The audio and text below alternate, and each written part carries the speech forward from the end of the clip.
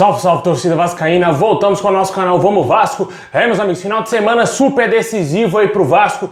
O Vasco em busca de um milagre lá em Itaquera, querendo aí se afastar da zona do rebaixamento e com certeza aí da Série B. Vamos falar muito dessa rodada aí também, vamos falar aí das mudanças que o Luxemburgo pode fazer pro jogo de amanhã. O time do Vasco pode ser bem diferente do time que entrou em campo contra o Internacional. A grande preocupação aí se o Benítez vai poder jogar ou não, e também de uma promessa, uma grande promessa da base do Vasco que não vem tendo oportunidades com o time e saiu do Vasco. Bom, pessoal, já peço para você deixar o seu like, se inscrever aí no canal para fortalecer demais. Muito fácil, só clicar embaixo no inscreva-se, ativa também o sininho para você ficar por dentro de todas as notícias do Vascão e receber todos os vídeos postados diariamente aqui do nosso canal. Muito obrigado aí a todos que sempre estão aqui assistindo nossos vídeos, inscritos aqui no nosso canal lá desde o início, desde quando eu tinha 1.000, 2.000 seguidores.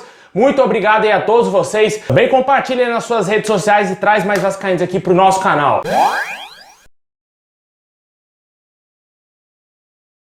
Bom, pessoal, o Vasco que vai enfrentar o Corinthians amanhã aí às 4 horas da tarde, um jogo importantíssimo pro Vasco, mas antes tem um jogo aí que o vascaíno, todo vascaíno tem o direito de secar o Bahia, meu amigo, pegar o secador mesmo e ficar na frente da televisão, velho, não tem como, velho, tem que secar muito o Bahia hoje contra o Fortaleza tem que ser meio que obrigado a ganhar do Bahia se o Vasco quiser permanecer na primeira divisão aí pra próxima temporada, e com certeza um jogo importantíssimo. Havia especulação do jogo poder trocar o horário, né, devido ao toque de recolher lá em Fortaleza, mas o jogo a princípio está mantido para as 9 horas da noite, aí o jogo do Bahia contra o Fortaleza, um jogo importantíssimo, Bahia jogando fora de casa, Bahia que é o primeiro time fora da zona do rebaixamento, o Vasco, como todo mundo sabe, está na 17ª colocação, com 37 pontos, o Bahia com 38 pontos está aí à frente do Vasco. Mas não adianta de nada o Bahia perder e o Vasco ir lá em Itaquera e tomar a goleada, né? A gente espera que isso não aconteça, no mínimo um empate.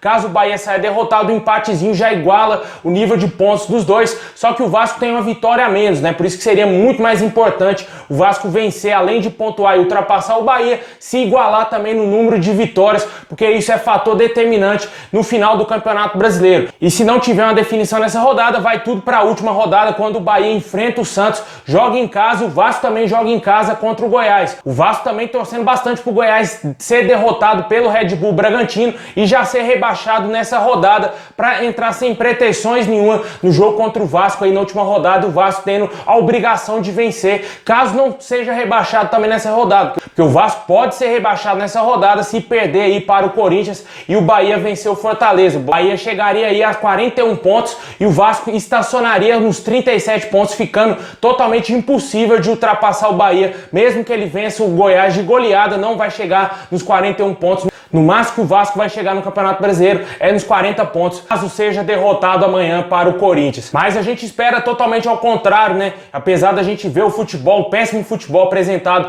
por esse bando de jogadores que não serve para jogar com a camisa do Vasco, mas somente eles podem tirar o Vasco da lama, pode tirar o Vasco aí da Série B. E esses jogadores têm que entender, mano, que o momento é crucial, velho. Tem que dar a vida dentro de campo, mano. É só 2 jogos, 2 finais aí importantíssimas pro Vasco e secando muito o Bahia. Se o Bahia tropeça aí em um dos jogos, empata, por exemplo, com o Fortaleza, e o Vasco vence as duas, o Vasco fica na primeira divisão. Isso que os jogadores têm que entender, cara. Apesar de tudo, o Vasco ainda depende praticamente de si. Lógico, precisa de um tropeço do Bahia, um pequeno tropeço do Bahia, mas tem que fazer a sua parte, cara. Tem que vencer o Corinthians e vencer o Goiás, para aí sim ter alguma chance de permanecer na primeira divisão. O Luxemburgo parece que vai fazer muitas alterações no time, possivelmente não vamos ter aí o Benítez como titular para esse jogo, provavelmente ele ficará no banco de reservas. O jogador vem se queixando de muitas dores, também junto com um desgaste físico, né? Porque ele vem jogando todos os jogos do Vasco, a gente sabe que o jogador tem muitos problemas físicos, não consegue enganjar muitos jogos, né? Não consegue ter uma sequência de jogos sem ter uma lesão, e a gente já viu isso recorrente aí no Martim Benítez, tanto que ele vivia sendo poupado aí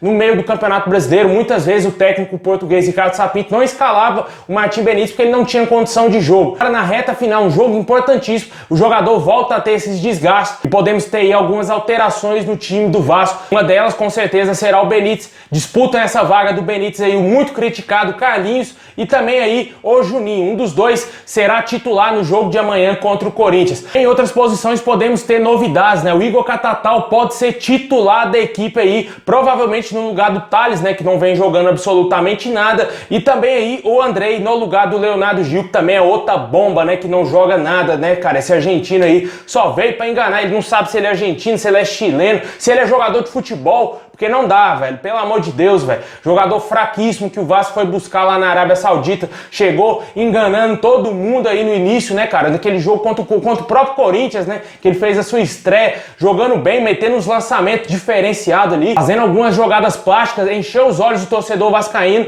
e com certeza o torcedor ficou muito iludido com esse jogador. Ele não joga absolutamente nada, ele é muito fraco, ele é pior, muito pior do que o Guinha Azul, né? Ele chegou sendo comparado com o Guinha Azul, mas ele é infinitamente pior do que o Guinha Azul. O Guinha Azul pelo menos tinha raça, meu amigo. Se não tinha técnica, tinha raça, uma raça muito apurada e com certeza ajudava bastante o Vasco, dava alma dentro de campo. E o que a gente vê é esse argentino aí do Paraguai, né? Literalmente, um argentino do Paraguai que não joga absolutamente nada. Agora a gente aí, o torcedor vascaíno, está muito ansioso pro jogo de amanhã. Eu particularmente não tô conseguindo dormir direito, muito ansioso para ver o Vasco jogar e principalmente também nesse jogo de hoje, né? Porque se o Bahia ganha, a pressão aumenta demais. O Vasco já poderá entrar dentro de campo com mais de 90% de chance de ser rebaixado. E se não vencer o Corinthians, estará na Série B de 2021, caso o Bahia vença o Fortaleza. Deixa aí nos comentários o que você espera do jogo de amanhã do Vasco contra o Corinthians. Se você confia aí numa vitória ainda, o milagre de Itaquera, como vem sendo chamado aí esse jogo, né? Por todos nós torcedores vascaínos. O Vasco não tem uma superioridade frente ao Corinthians, pelo contrário, é muito freguês do Corinthians para falar aqui no melhor palavreado para os torcedores, porque não tem condições, cara. O Vasco não vence o Corinthians desde 2010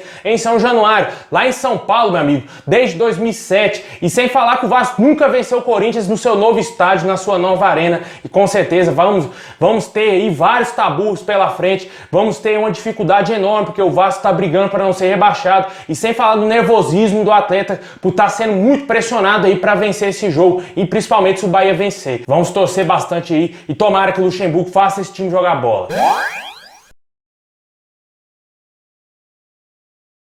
Bom, pessoal, vamos falar agora de um jogador do Vasco, revelado no Vasco. Era camisa 10 na base do Vasco. Era um jogador que o torcedor tinha bastante esperança nele, que ele poderia ser um meia de baita qualidade aí para ajudar o Vasco. Não virou isso tudo, teve pouquíssimas oportunidades com a camisa do Vasco. É o meio-campo Dudu, cara. Ele estava emprestado ao Figueirense nessa temporada, mas o Figueirense acabou caindo para a Série C do Brasileirão. E o Dudu foi um dos únicos destaques ali, dos poucos destaques do time do Figueirense, e acabou saindo do time catarinense. Já tem um novo clube, né? O CRB contratou o jogador aí por empréstimo, né? Eu presumo que seja por empréstimo, porque não tem fonte explicando direito aí no Globoesporte.com, porque só tem a matéria falando que o jogador foi contratado, não falou se o jogador rescindiu o contrato com o Vasco, se ele foi por empréstimo. Também no Jornal Lance não tem explicando se o jogador foi emprestado ou se foi contratado em definitivo pelo clube alagoano. Fato é de que eu entrei no Transfer Market, que tem os dados de praticamente todos os jogadores do mundo, e tem lá o contrato dele vigente com o Vasco até o dia 31 de dezembro de 2021. Portanto, eu acredito que ele tenha sido emprestado para o CRB. Na minha opinião, acho que o Vasco poderia ter esperado um pouquinho, caso tiver realmente emprestado ele para o CRB, porque se o Vasco cai,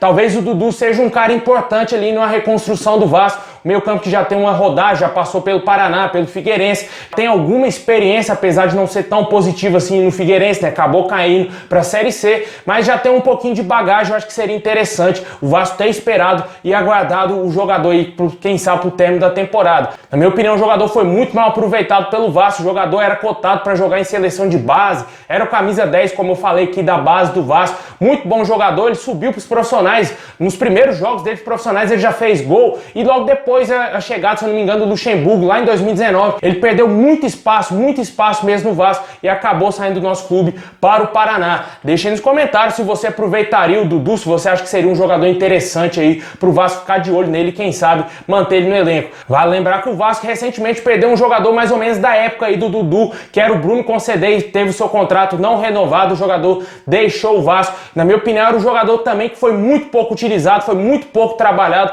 porque era uma das grandes promessas promessas também da base do Vasco, e o Vasco não conseguiu utilizar ele aí da melhor maneira e acabou queimando meio que o futebol do atleta. Eu lembro do jogo do América Mineiro que o Bruno Concedei destruiu realmente, o jogador destruiu naquele jogo, fez gol, deu passe, foi o cara naquela partida ali, lá em 2019, se eu não me engano, e nunca mais o jogador teve uma oportunidade aí de voltar a vestir a nossa camisa.